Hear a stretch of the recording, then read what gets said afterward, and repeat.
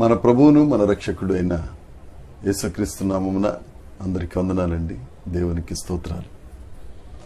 సుగుణాల సంపన్నుడు, సద్గుణ శేఖరుడు, సుకుమారుడైన యేసుక్రీస్తు ప్రభువు మనల్ని బ్రతికించి మరొక నూతన దినమును మన బ్రతుకుల్లో అనుమతించినందుకు సమస్త మహిమ ఘనత ప్రభావములు యేసయ్యకే చెందునుగాక. ఆమేన్.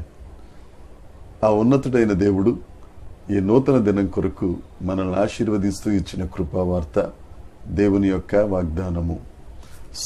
మొదటి సమూయేలు గ్రంథము 2వ అధ్యాయము 9వ వచనం.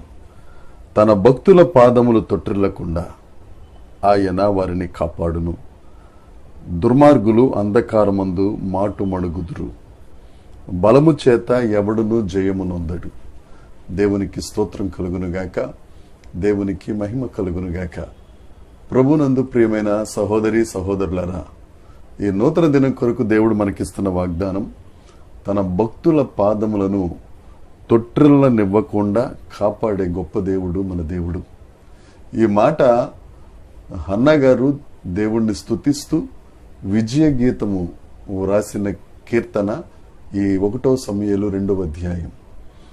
దేవుని సన్నిధిలో హన్న తన హృదయమును కృమ్మరించి దేవుని ఎదుట సాగిలపడి దేవుని ప్రసన్నత పొందుకుని గర్భఫలమును ఆవిడ తీసుకుని దేవుని సన్నిధికి తీసుకొచ్చి పాలు విడిచిన తరువాత బాలుడైన సమూయేలును షిలోహు మందిరములో విడిచిపెట్టిన తరువాత విజయముతో దేవుణ్ణి ఆలాపిస్తూ పాడిన స్తుతి కీర్తన ఈ మాట, ఈ వాగ్దానం.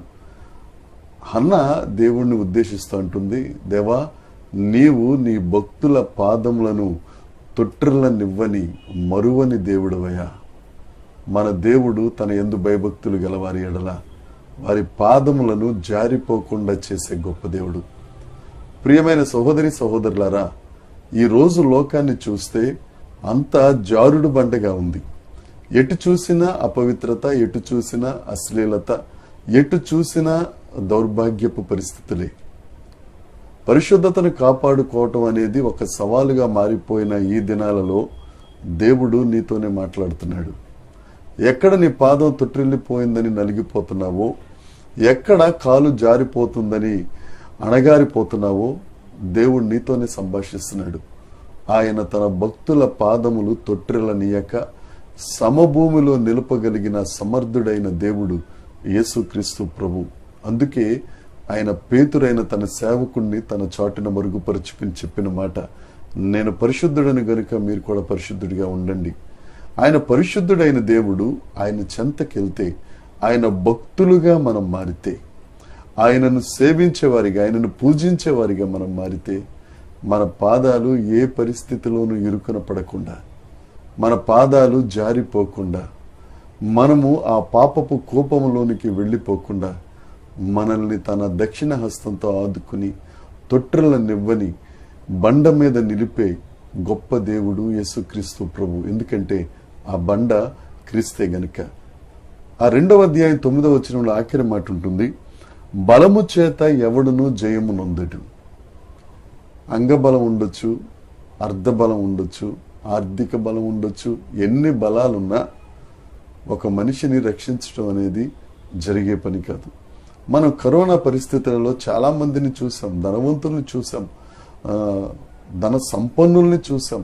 వారందరూ ప్రాణాలు పోగొట్టుకుని విగత జీవులుగా ఇప్పుడు భూమిలో కలిసిపోయి ఉన్నారు.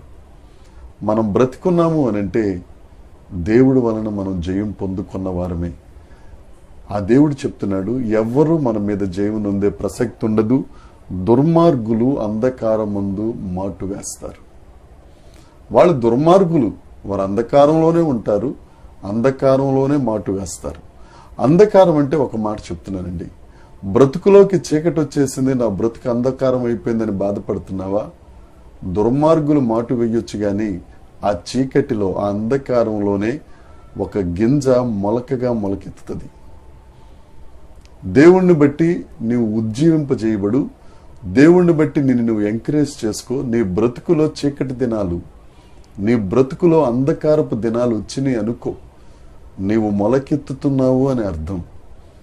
ఎవరు నీ మీద జయమునందకుండా ఆయన చేస్తారు. నీ పాదం తొట్టిల్లనివ్వక దేవుడు సమభూమిలో నిలుపుతాడు. ఈ దినమంతట్లో ఈ వాగ్దానాన్ని స్వతంత్రించుకో. దేవుడు నీ పక్షాన్నే ఉన్నాడు.